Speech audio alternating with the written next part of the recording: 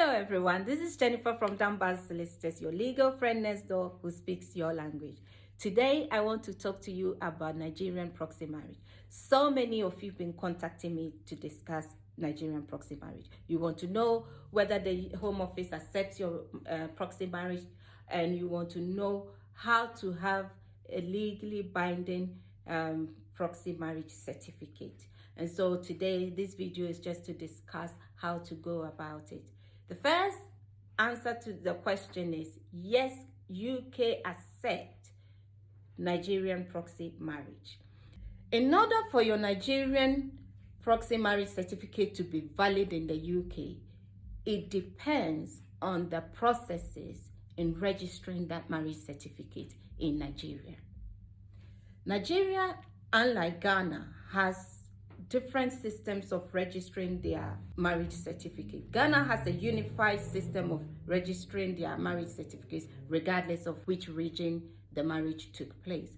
But in Nigeria, the rules tend to differ slightly based on your local governments.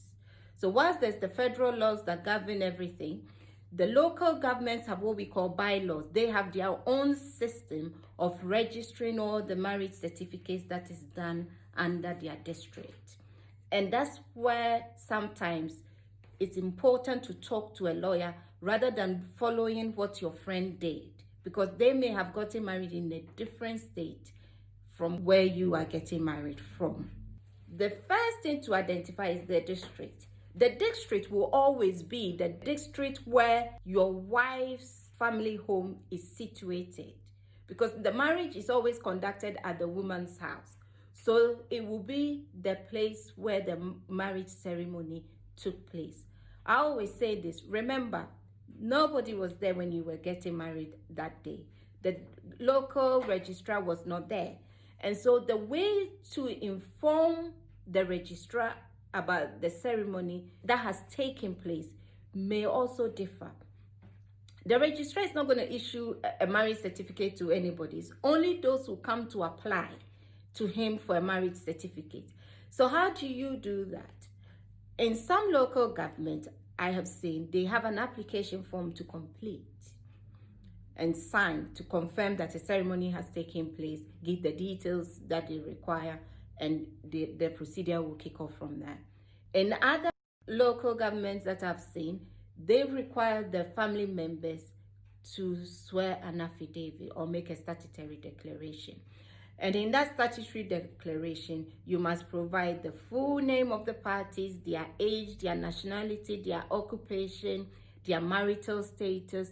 You must state the name of the person who is consenting to the marriage and their relationship to the bride or groom. And so these essential information are always required, but the format in which you present this essential information differs from state to state or district to district. So always find out from your local district what they require, how they require the information to be submitted.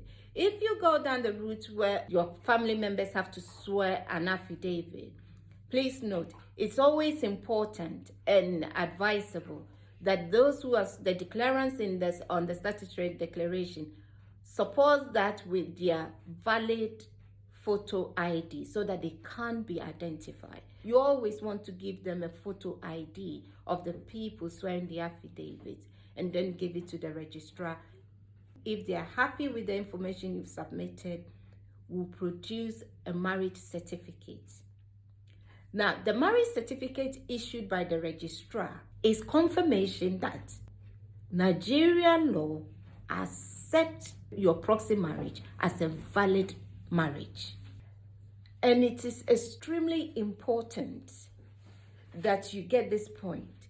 The issuing of that certificate is the legal recognition of a valid marriage between you and your spouse. I recently had a case with and the gentleman came from Akese. I hope I've pronounced it well. Akese issued a marriage certificate that was exactly the same as the one you get when the couple stand before a registrar, which is what we usually call marriage by ordinance.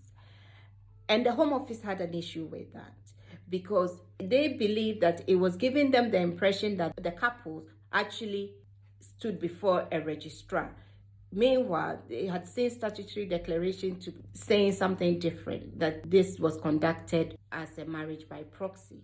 So we had to go back to the local government and ask them why they issued a marriage certificate that would normally be issued under marriage by ordinance. And they said they don't actually have a marriage certificate to give out for proxy marriages.